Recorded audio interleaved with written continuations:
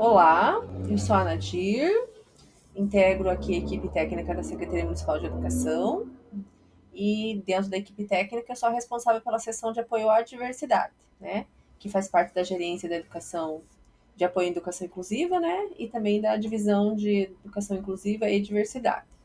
Estou aqui, né, para desenvolver com vocês mais um módulo do Construindo Saberes e Práticas Inclusivas, esse especificamente sobre a questão da diversidade, né? A seção de apoio à diversidade faz parte dessa gerência, né, da gerência de apoio à inclusão, e essa formação é de responsabilidade dessa gerência, né, e ela é ofertada para a nossa rede a partir da divisão de educação, que agora não é mais educação especial, né, de educação inclusiva e diversidade, que é a nova nomenclatura da GESP, né. É, então, nós vamos ter, né, no Construindo Saberes e Práticas Inclusivas, um módulo específico sobre as questões da diversidade, e dentro desse módulo nós vamos ter algumas temáticas que vão ser trabalhadas, né? Então, a temática que nós vamos trabalhar agora é a questão da educação antirracista, né? Saberes e práticas para uma educação antirracista, e ela vai ser composta, esse módulo, né, vai ser composto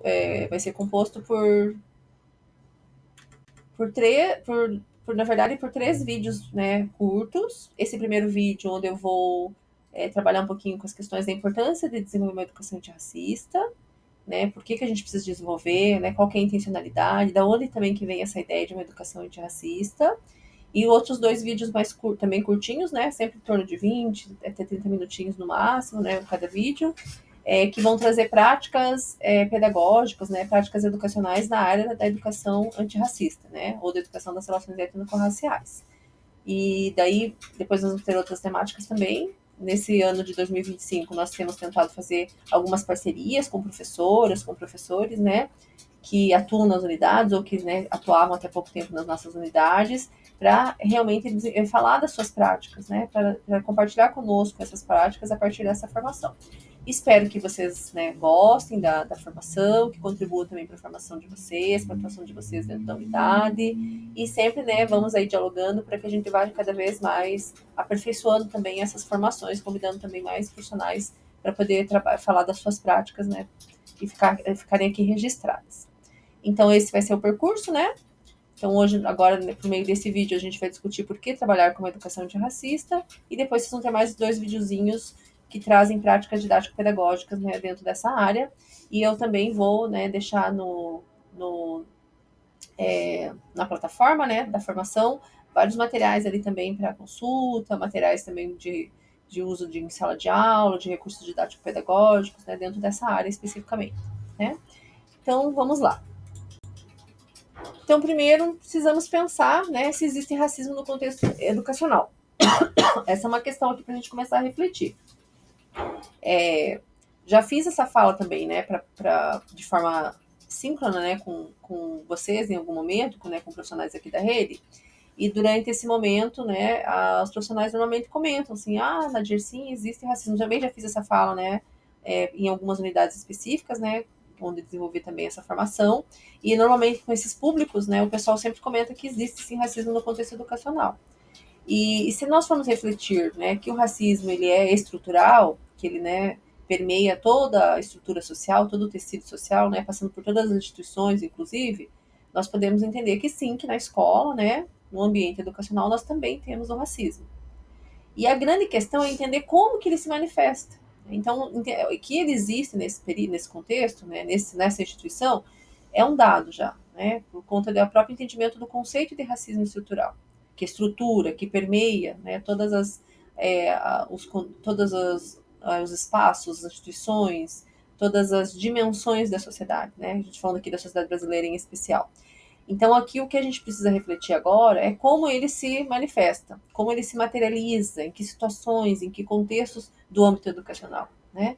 E é isso que nós vamos conversar aqui um pouquinho, tá? Sobre como que ele se manifesta. Retomando um pouquinho, assim, também do que foi abordado nas formações que eu dei sobre essa temática de forma presencial, os professores e as professoras, né, os profissionais das unidades, geralmente comentam que se manifesta às vezes nas falas de profissionais, às vezes nas falas de crianças também, nas posturas. E realmente, né, essa é a percepção que a gente tem mais visível do racismo nesse contexto, né, que a gente chama de racismo até interpessoal, né?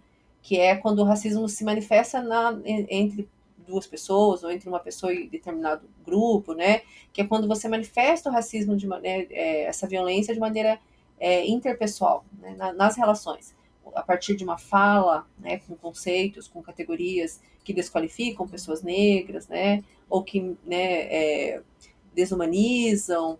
É, então, esse é um tipo de racismo bastante visível, mas não é a única maneira que o racismo, apesar de ser, né, algo preocupante, e inclusive é, se tem pensado muito a partir das políticas públicas, né, na área da educação, na importância de desenvolver protocolos, né, para mediar essas situações, para fazer encaminhamentos adequados, né, a partir dessas situações, porque se configuram como situações de violência, né, mas esse não é, apesar de ser preocupante, ser algo, né, sério para a gente pensar, refletir e atuar, não é a única forma que o racismo se manifesta no ambiente educacional, né?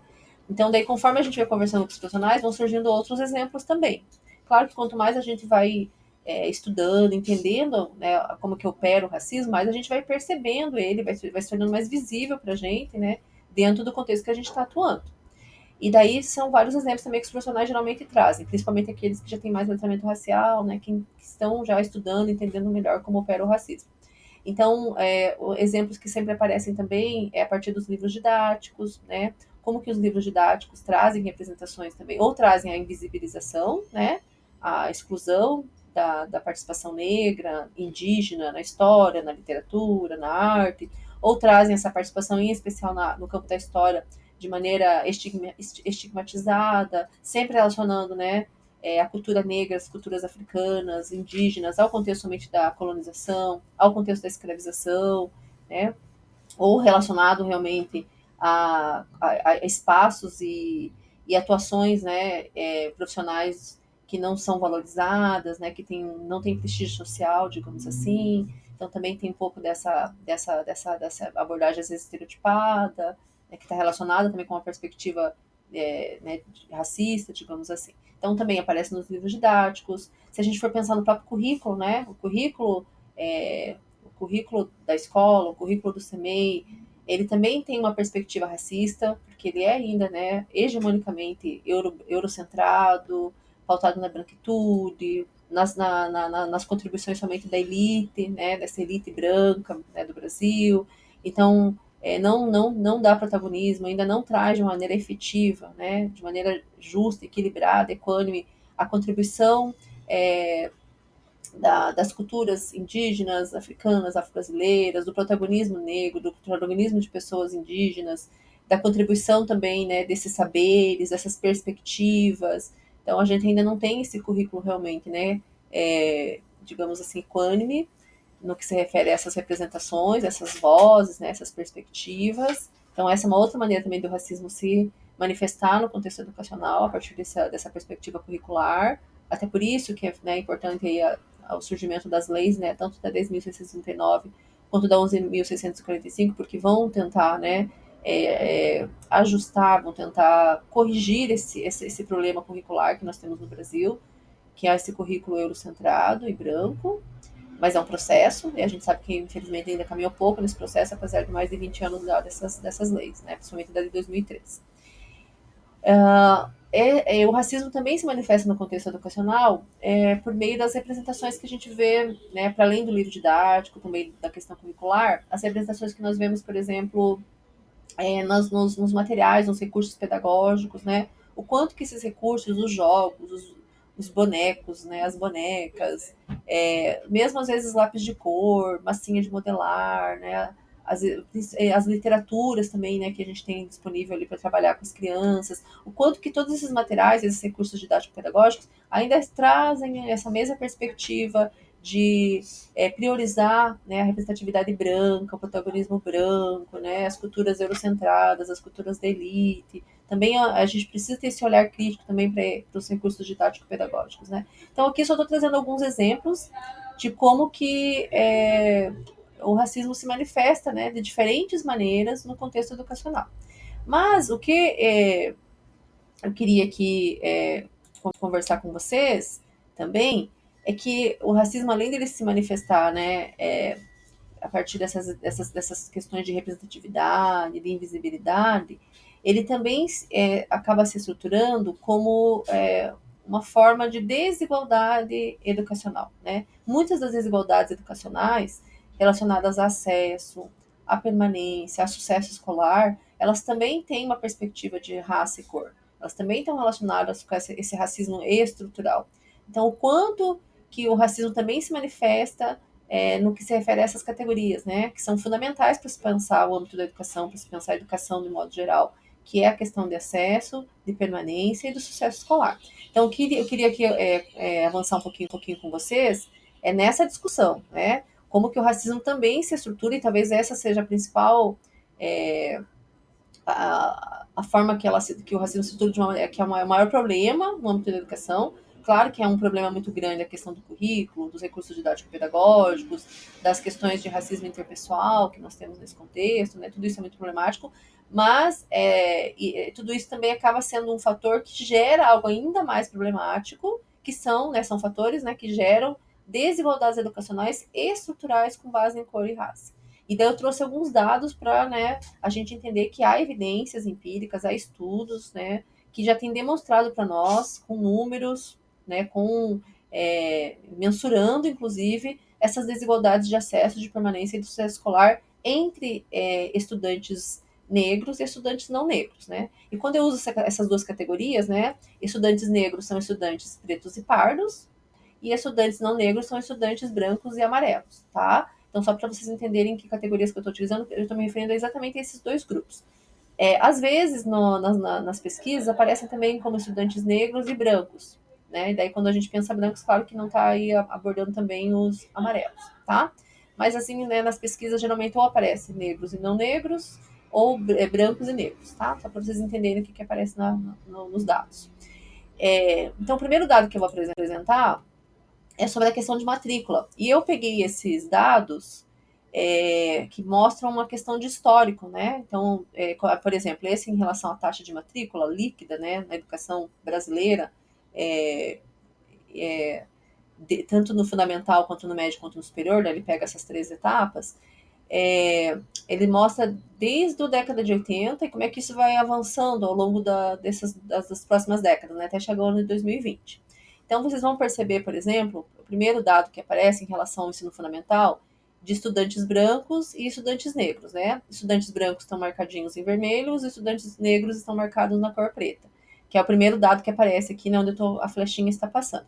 Então, observe que, a partir da década de 80, já tem uma certa desigualdade já, né, no que se refere a acesso. Isso a gente está falando de acesso. Quando a gente fala de matrícula, é acessar essa etapa, né, da educação.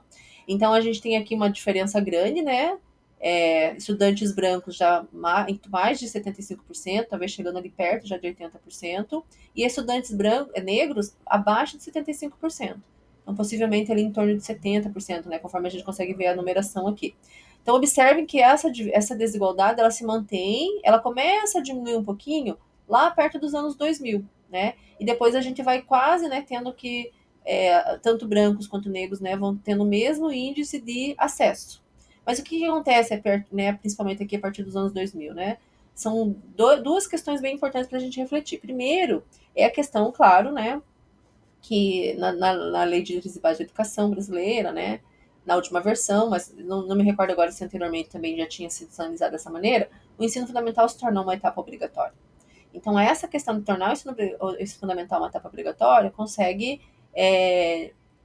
diminuir, né, essa desigualdade de acesso entre brancos e negros. Quando não era obrigatória, pessoas negras, estudantes negros, né, crianças negras tinham uma dificuldade maior, a gente sabe, né, que tem aí a intersecção com questões de ordem socioeconômica, de questões de vulnerabilidade socioeconômica também, de questões, né, de espaços de dificuldade, né, quanto mais vulnerável socioeconomicamente você mais você vive também em contextos também, né, geográficos, que carecem de estrutura, na década de 90, de 80, inclusive, de acesso à escola, de escola perto de casa, né? Então, o quanto que se tornar o ensino fundamental obrigatório vai realmente diminuindo essa divisão.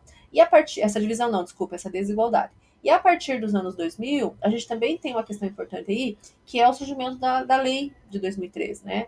Que torna obrigatório trabalhar com as culturas e saberes africanos, né? História afro-brasileira, indígena, né? Que começam políticas afirmativas também, né? para que, entendendo que existem desigualdades entre brancos e negros no que se refere a acesso, à permanência e a sucesso escolar. Então, essa lei também é importante porque ela vai, né, trazendo à tona, ela é um marco na educação brasileira no que se refere à busca de equidade racial, né, entre brancos e negros, tá? Depois, o segundo dado que a gente tem é do ensino médio, e daí vocês percebem ali que a desigualdade permanece até hoje. Ela começa de uma maneira bastante intensa aqui, né? Inclusive para toda a população brasileira, se a gente for pensar, porque o ensino médio não é obrigatório. Então, na década de 80, menos de 25% da população brasileira, tanto brancos que estão aqui em cor de rosinha, quanto estudantes negros, né, que estão aqui nesse roxinho, nesse lilás, menos de 25%. Estudantes negros chega quase a o quê aqui? 7, 8% só que acessava o ensino médio. Depois isso vai melhorando, né, vai diminuindo.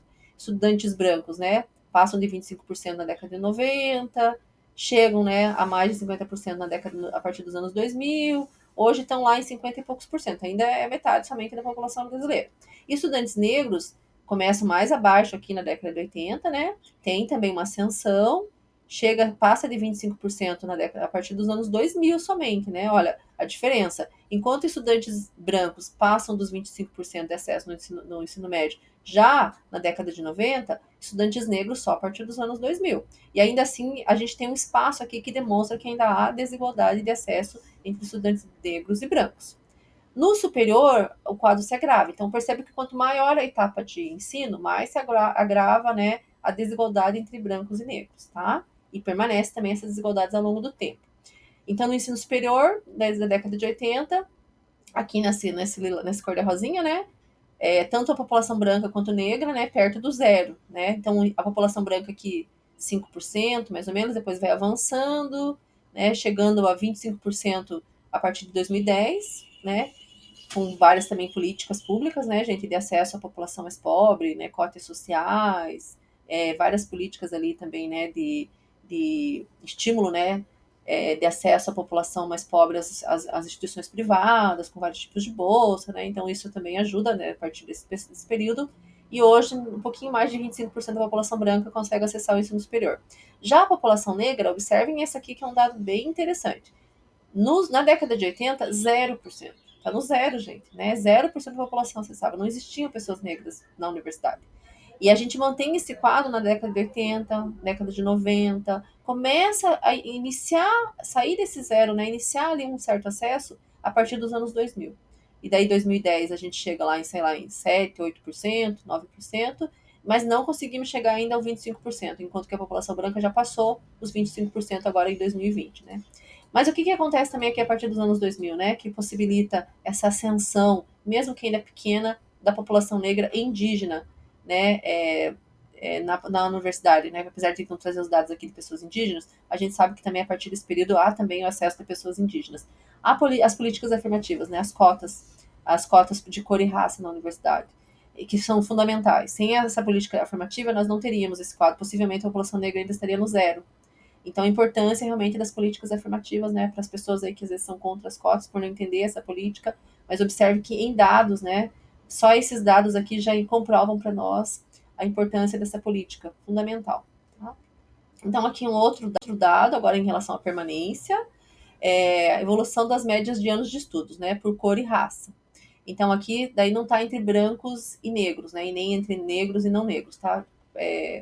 Tá separadinho, né, entre pessoas brancas, pessoas pretas e pessoas pardas, né?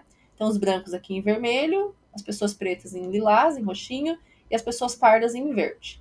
Também desde a década de 80, né? E observe também que esses dados, tanto do primeiro gráfico quanto desse gráfico, eles têm como base, né, o censo, né, pesquisa nacional por amostra de domicílio, e os dados também do IBGE, tá? Então, são dados confiáveis aqui em relação a essas desigualdades educacionais.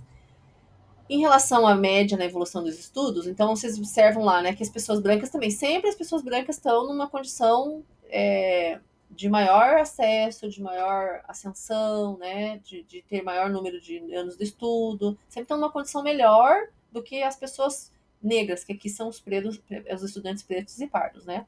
Então, as pessoas brancas, estudantes brancos, lá na década de 80, menos de 5 anos de estudo, na década de 90 passa um pouquinho ali de 5 anos, depois né, volta aqui para os 5, e depois tem uma ascensão, né, chegando a 7 anos e meio de estudo, lá nos anos 2010, e hoje quase 10 anos de estudo perto de 2020, né, as pessoas brancas, estudantes brancos. Ainda é pouco, né, se a gente for pensar que aqui só se configura a educação básica, né, 8 anos do ensino fundamental, que agora já, né, se a gente for pensar também a educação infantil, que é obrigatória a partir de 4 anos, daí mais o ensino médio, né? Então, mesmo pessoas brancas ainda com dificuldade de realmente acessar toda a educação básica, né?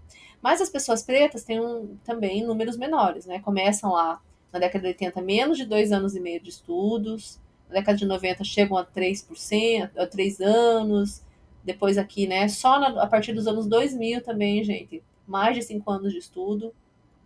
Então, olha a diferença, né? Pessoas brancas já a partir da década de 90, mais de 5 anos de estudos. Pessoas negras só a partir de 2000, né, começam a ter mais de 5 anos de estudo. E observem esse espaço entre as pessoas pretas e brancas, que isso aqui é a desigualdade entre esses dois grupos, ó. E daí, nesse quesito de taxas de anos de estudo, a população parda está ainda pior, né, abaixo da população preta. Porque a população parda, né, as pessoas pardas, começa aqui numa taxa menor ainda que a população. Não, menor não, desculpa. Quase junto aqui com a população preta, mas depois acaba a população preta aumenta um pouquinho e a população parda se mantém num número menor de anos de estudo, né?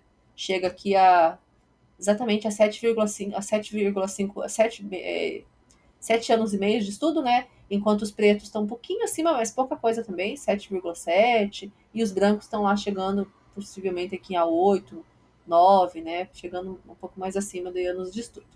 Daí um último dado é o dado sobre a questão da aprendizagem, né? Que é o sucesso escolar. Então observem também que há desigualdade. Aqui a evolução da nota média do 5º ano do fundamental, né, por disciplina e cor e raça. Também são dados, né, do IBGE, da Pesquisa Nacional para Amostra de Domicílio, né, então são dados bem confiáveis. Aqui está falando da média de pontos que eles têm nas provas, né, naquelas provas em larga escala, né, que a gente faz, tanto na área da matemática quanto na língua portuguesa, né. Então, na área da matemática, os brancos aqui em vermelhinho, os pardos em verde e os pretos em roxinho. Então, observem que há desigualdade, né? A média que os estudantes brancos conseguem nas provas de matemática no 5º ano, 200 pontos a partir de 2010. Daí aqui já em 2015, mais de 220 pontos. Em 2020 tem uma ascensão, quase 240 pontos. E depois tem uma decadência a partir de 2019 por conta da pandemia, né? Observem que todos os grupos há depois essa queda, né, na pontuação por conta do período da pandemia e pós-pandemia. Mas há desigualdade aqui, estudantes pardos, né? Menos de 200 pontos, chegam a 200 e pouquinho aqui, nunca alcançam os estudantes brancos na mesma pontuação, né? E aqui a gente chega a menos de 240 e depois decai aqui para menos de 220. E os estudantes pretos estão numa condição de alcance dessas médias ainda mais complicadas, né? Porque eles começam no 180 ali, um pouquinho antes de 2010, e não conseguem chegar aos 220. Tá bem longe de chegar aos 220, né? Eles passam um pouquinho aqui dos 200, mas não chegam aos 220, como conseguiu chegar os estudantes pardos e brancos. Na língua portuguesa, o quadro é ainda mais complicado, porque as médias são menores, né? Para estudantes pretos, sai aqui dos 160 pontos, não consegue chegar nem dos 200, porque ainda em português, né, na matemática, desculpa, na matemática passou um pouquinho, mas na língua portuguesa não. Então, esses espaços que tem aqui entre o lilás e o roxinho mostra quanta desigualdade há entre esses dois grupos, né? E daí a gente precisa pensar também, né, a partir do momento que a gente vê esses dados, e daí tem um último dado que eu trago aqui também importante, né, que eu peguei do texto da CONAI, né, os textos de pré-conferência ali, né, das conferências municipais, interregionais, né, da educação, que depois iam dar ali a possibilidade de fazer a conferência nacional. Eu peguei do texto da CONAI, né, que no 9º ano em matemática, eu peguei um dado assim só para a gente pensar também, a diferença entre estudantes brancos e pretos alcançou 8 anos de defasagem de aprendizagem, né, de diferença de aprendizagem. Então é gritante, assim, se você for pensar 8 anos, né, na área da matemática, o quanto a menos de aprendizagem que aquela criança teve com base em cor e raça, e condição socioeconômica também, porque daí esses dados vão sendo intercruzados. E daí a gente precisa refletir do porquê que isso acontece, né? Por que estudantes brancos e estudantes negros, ou estudantes negros e não negros, né? Daí a gente pensando nos não negros, tanto brancos quanto amarelos, Então, tendo essas desigualdades no que se refere a acesso, à permanência, mas em especial à aprendizagem. Por que não estão? Porque se todos estão acessando a escola, o CMEI, por que não estão tendo as mesmas oportunidades de aprendizagem, estão conseguindo aprender na mesma intensidade, né? O que acontece nesse contexto? O que acontece na escola que gera essas desigualdades? Não é uma questão individual, né? Não é uma questão cognitiva, não é uma questão biológica, é uma questão estrutural, uma questão, né, de estrutura dessa instituição, de culturas que permeiam essa instituição, que vão fazendo com que estudantes negros e estudantes não negros não consigam ter o mesmo tempo de permanecerem mais ou menos o mesmo tempo no âmbito da educação, terem o mesmo acesso a diferentes etapas de ensino e terem o mesmo nível de aprendizagem.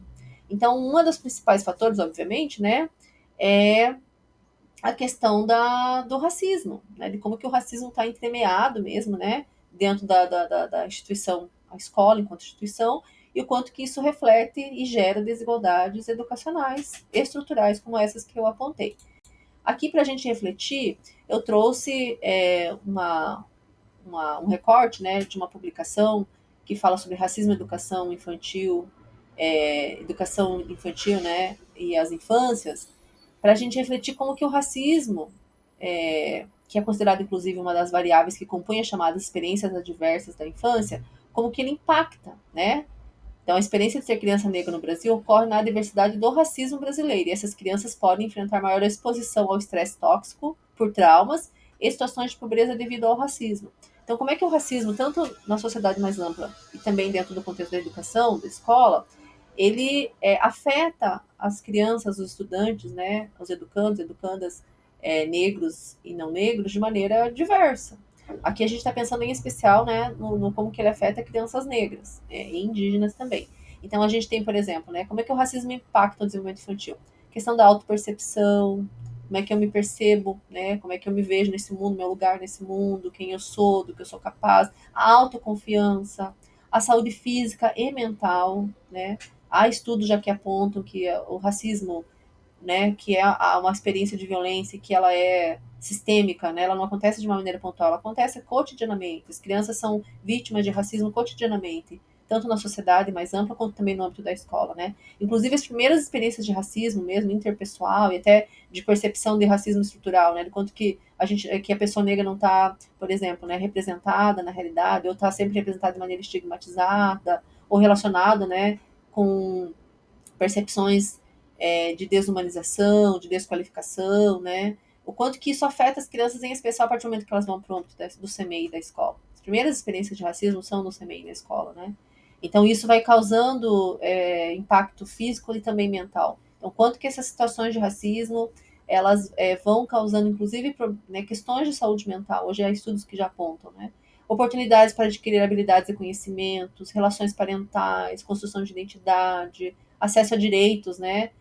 Moradia, saneamento básico, alimentação, saúde, socialização e saberes, né? O aprendizado também é afetado, até porque por uma questão do currículo não garantir ainda, né? Que os saberes, as percepções, as ancestralidades, as histórias de pessoas negras e indígenas estejam ali contempladas de maneira equânime, de maneira justa, de maneira qualificada. As crianças negras, né, também não e indígenas não se veem representadas nesse currículo, é, não tem a possibilidade, né, de construir uma imagem positiva de si, do seu fenótipo, da sua ancestralidade, né, das suas origens étnicas.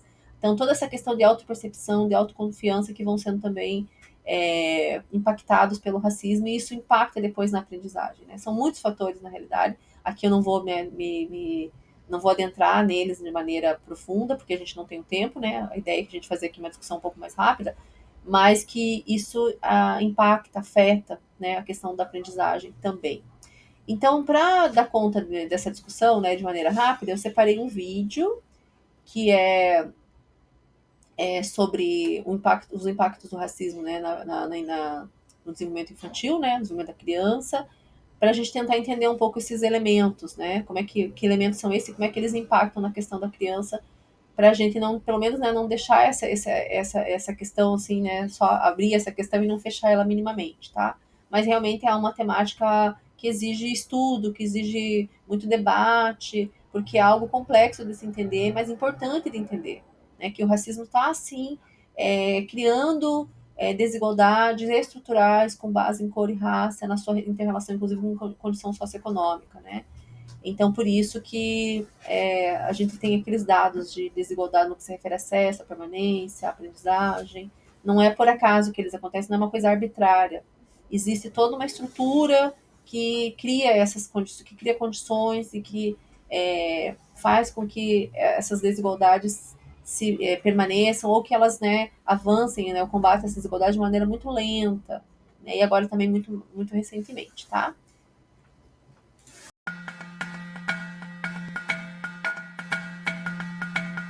Você sabia que o que acontece na primeira infância tem consequências para o resto da vida? É no período dos 0 aos 6 anos de idade que desenvolvemos aspectos importantes da saúde, aprendizado e desenvolvimento social e emocional. Por isso, toda e qualquer interação que temos com crianças pequenas importam e fazem diferença. Dentro de casa ou nos serviços de saúde, de educação infantil, de assistência social, é preciso investir nessa fase da vida para que o pleno desenvolvimento possa ser alcançado. Ainda mesmo antes de nascer, crianças negras e indígenas já apresentam indicadores socioeconômicos alarmantes em diversas esferas, sobretudo no que diz respeito à mortalidade, saúde materna e infantil, educação e renda. As gestantes negras indígenas têm um menor acesso a serviços qualificados de pré-natal e, durante o parto, comparadas às gestantes brancas, até mesmo mais risco de morrer ou de perder prematuramente seu filho. A desigualdade racial aparece também na quantidade de crianças negras que estão fora da creche e pré-escola, um direito constitucional da criança. É também nessa fase inicial da vida que as crianças negras e indígenas sofrem pela primeira vez alguma experiência de racismo, que é uma forma cruel de violência que tem impactos significativos a curto, médio e longo prazo. O racismo é uma violação de direitos, promotora de estresse tóxico, medos e traumas. Ainda que muitas vezes seja invisibilizada e silenciosa, a discriminação racial está presente no cotidiano das crianças brasileiras, seja por meio das diferenças de tratamento, práticas, vieses inconscientes e comportamentos discriminatórios nos serviços oferecidos por profissionais durante o atendimento às crianças e suas famílias, além das possíveis interações com outras crianças e adultos que podem deixar marcas para toda a vida. Racismo não é e não pode fazer parte de nenhuma brincadeira ou piada. Ainda na primeira infância, as crianças aprendem a identificar e reconhecer as diferenças físicas entre as pessoas, mas acabam aprendendo também que algumas diferenças são entendidas como melhores ou piores. Cor de pele, tipo de cabelo, traços físicos. O racismo estigmatiza e hierarquiza as diferenças entre as crianças e isso impacta diferentes dimensões do desenvolvimento infantil, como a construção da autoestima, a capacidade de sociabilização, autoconfiança e a saúde física e mental. Para garantir o pleno direito, o pleno desenvolvimento de cada criança em sua potencialidade, o racismo estrutural e institucional precisa ser enfrentado por toda a sociedade em um pacto coletivo, reconhecendo o problema e implementando práticas antirracistas. O antirracismo é uma postura e um conjunto de ações que deve estar presente em todas as estruturas da sociedade. É um dever de todos nós, negros, brancos, indígenas e asiáticos. O Unicef convida você para fazer parte desse movimento do antirracismo desde a primeira infância. Se posicione, fale, participe.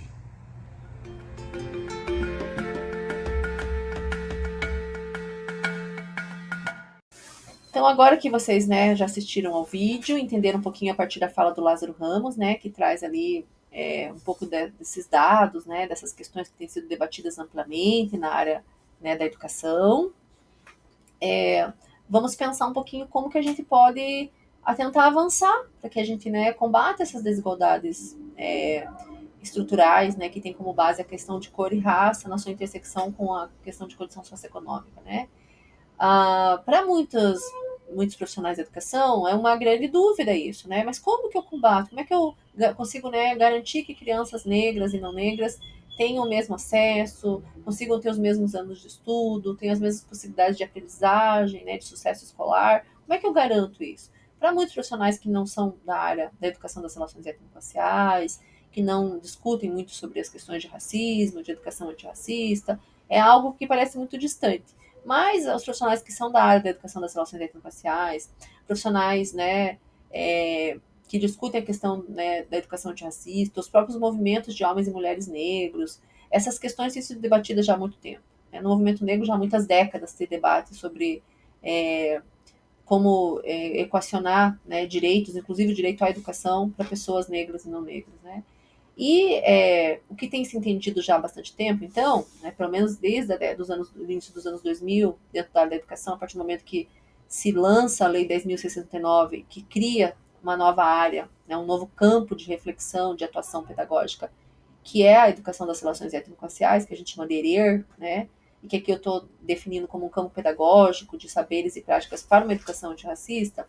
Então, já desde esse período, se tem se desenvolvido essa reflexão e essa prática, né?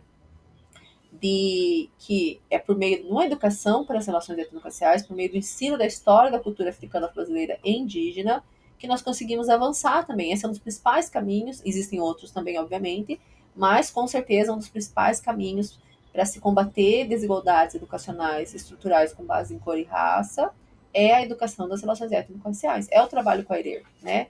É o ensino da história da cultura africana, afro-brasileira e indígena de maneira qualificada, de maneira sistemática, de maneira cotidiana. Né? Esse trabalho recorrente, esse trabalho cuidadoso, né? É essa reformulação do currículo a partir de uma perspectiva de descolonizar esse currículo, de tornar ele, né, mais negro, mais indígena, trazer mais as representações, as referências dessas culturas, desses saberes, os saberes africanos, trazer mais representatividade negra, indígena, né, nos diferentes campos de conhecimento, de atuação profissional, falar muito, né, abordar muito a resistência negra no que se refere a esse processo, né, de escravização da população negra, todo o processo de resistência negra, também no contexto pós-abolição, né, porque a população negra ela estruturalmente ela foi colocada num local, né, de subalternização. Foi uma população que foi explorada durante séculos ali no período da escravização, né, depois que foram trazidos da África, e depois do período da escravização, né, depois do período colonial, uma população que não tem nenhum tipo de durante muito tempo, né, período imperial, na Primeira República, né, durante quase todo o século XX, é uma população que não tem nenhuma reparação social, né, por parte do Estado brasileiro, né, nem uma reparação econômica, financeira. É uma população que carece de políticas públicas durante uma boa parte da história do Brasil, né, mesmo do Brasil República depois. Né, durante a maior parte do século XX, essa população fica ela é desconsiderada pelo Estado. Né? Então, só muito recentemente que o Estado brasileiro, no período de redemocratização, a partir da década de 90, anos 2000, começa a desenvolver políticas públicas e políticas afirmativas, né, para a questão de reparação social, reparação histórica, de garantia de direitos, de combate ao racismo, de combate às violências estruturais extremas que acomete essa população e também as populações indígenas, né, no contexto brasileiro.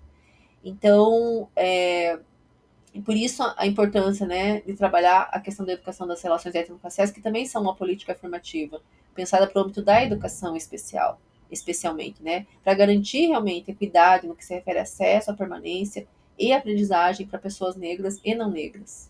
Então, por isso, a importância dessa temática, desse campo, né, de avançar com essas práticas educacionais de maneira, como eu coloquei, né, sistemática, regular, qualificada, porque também não dá para trabalhar essas questões de qualquer maneira. Nós, enquanto profissionais de educação, precisamos nos qualificar, precisamos ampliar nosso letramento racial, senão realmente a gente não trabalha de maneira adequada e acabamos mais reafirmando o racismo do que realmente conseguindo combater, né, a questão do racismo. E a educação das relações étnico-raciais, ela é instituída a partir de toda uma legislação educacional. Existe um marco histórico na educação brasileira, né, na história da educação brasileira, que a gente pode pensar no que se refere à instituição dessa área, desse campo, né, que são as leis, eu já comentei anteriormente, mas vou aqui retomar, as leis 10.639, de 2003, e a lei 11.645, de 2008, que tornam obrigatório o ensino da história e da cultura africana, afro-brasileira e indígena, né. Então, essas leis, né, depois delas, tem toda a elaboração de de uma ampla, né, legislação muito consistente, né, para orientar, né, e para normatizar também os caminhos, né, para a implementação dessa descolonização do currículo, né, e dessa abordagem desses outros saberes e questões que não estavam contempladas, né, até aquele momento. Então, aqui eu destaco em especial as diretrizes curriculares nacionais para a educação das relações étnico-raciais e para o ensino da história e da cultura afro-brasileira e africana, né, que nos demonstra ali, né, quais são os caminhos para a gente trabalhar com essas questões. Mais de 2003 para até hoje, né, depois de mais de 20 anos da implementação da lei de 2003, há todo um avanço também no debate acadêmico, né, no debate pedagógico sobre essas questões, no avanço nas legislações, criação de novas legislações em âmbito estadual, em âmbito municipal também.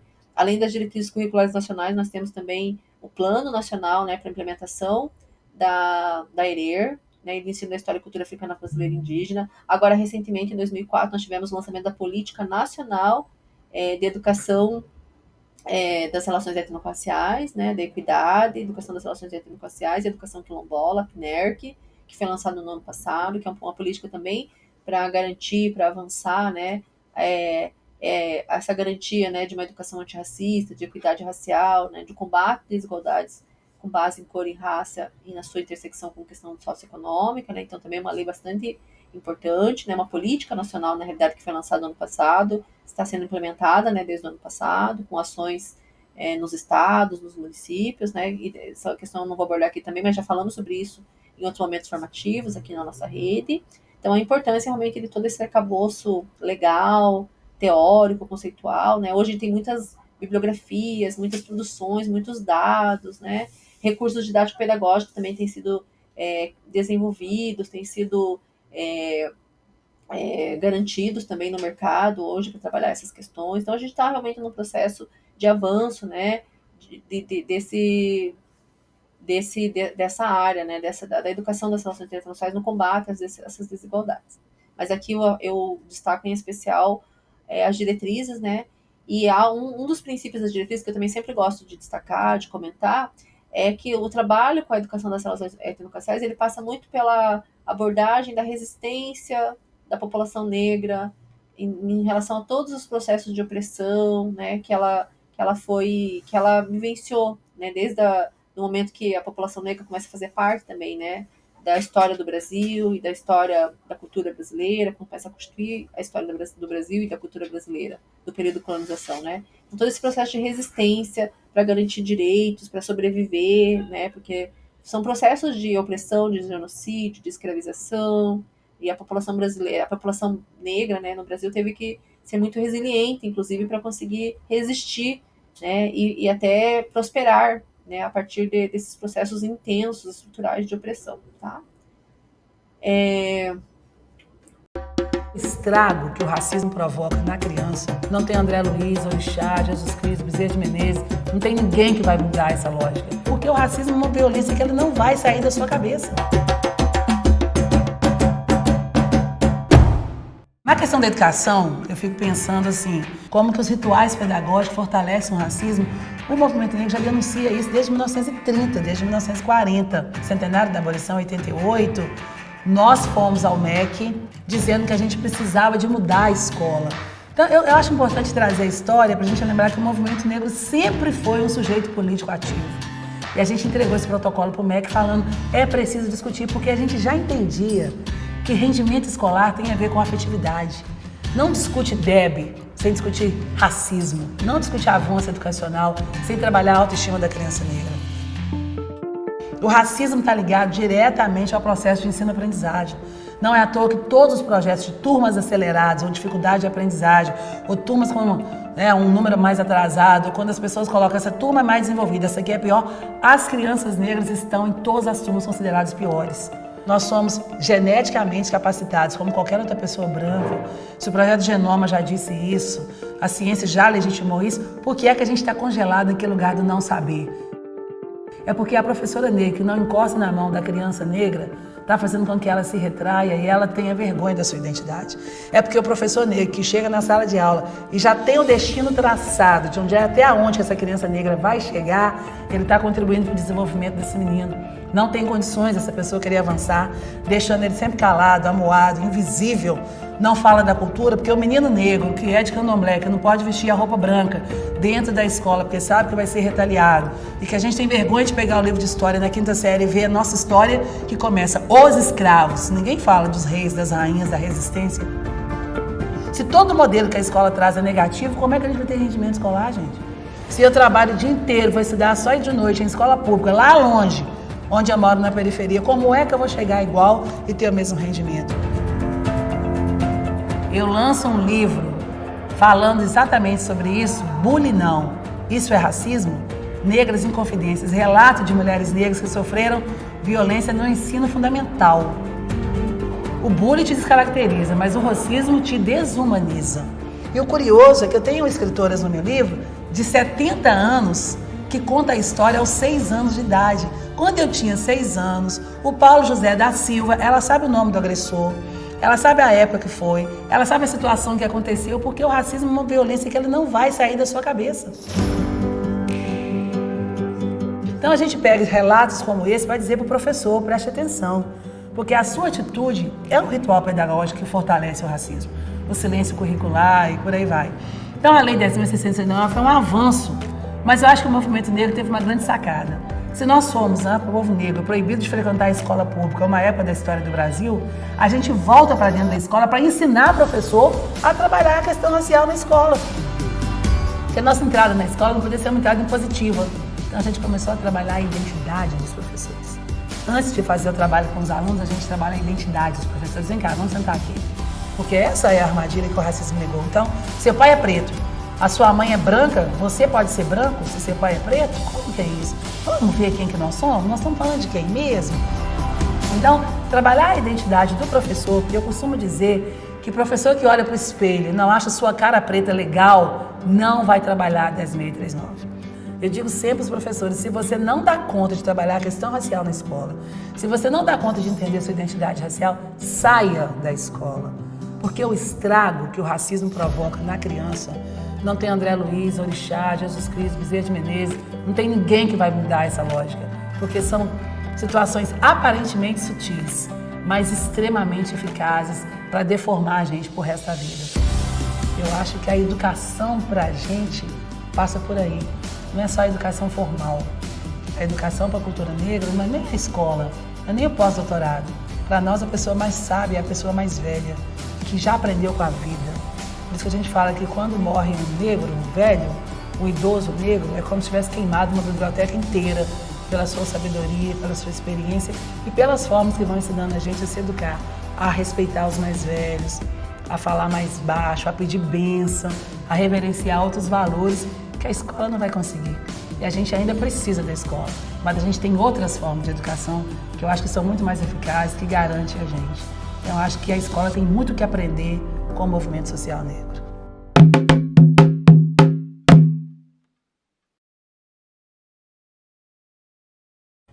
Então, vocês acabaram de assistir a um vídeo, né, que também fala um pouco sobre os impactos do racismo no ambiente educacional, a partir de uma profissional, de uma educadora negra, né, que discute essas questões com muita propriedade, do Canal Preto, né, no Canal Preto, se não me engano, que foi a que produziu esse material. Ela é da área da educação, né, pedagoga, e ela, claro, está tendo uma interlocução, né, nesse material, em especial com professores e professoras negras, porque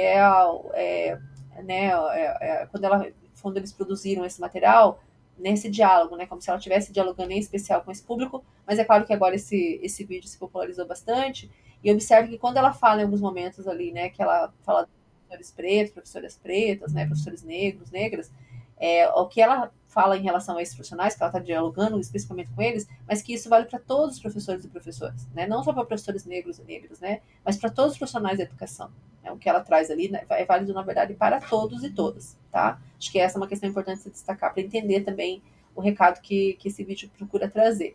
E ela troca em vários elementos ali super importantes para a gente refletir sobre a importância de trabalhar com uma educação antirracista.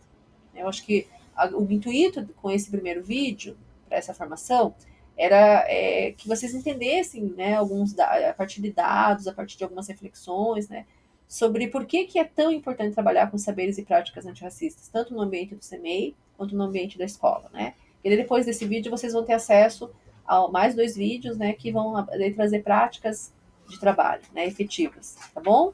Então, o próximo vídeo que vocês vão poder acessar, ele foi gravado pela professora Simone Aparecida da Rocha Azevedo, né, professora da educação infantil, que atuou muitos anos no ICMEIs aqui na nossa rede, e atualmente ela é coordenadora do Fórum Permanente de Educação e Diversidade Étnico-Racial, né, aqui de Pinhais. E daí nós fizemos uma parceria com o Fórum e a professora Simone se dispôs, né, a nos ajudar com essa formação, falar de uma prática pedagógica que ela desenvolveu, que vocês vão conhecer depois ao assistir o vídeo que ela gravou, tá bom? Então agradeço aí pela atenção e espero que vocês também, né, apreciem e aproveitem nos próximos materiais e vídeos que serão disponibilizados, tá bom?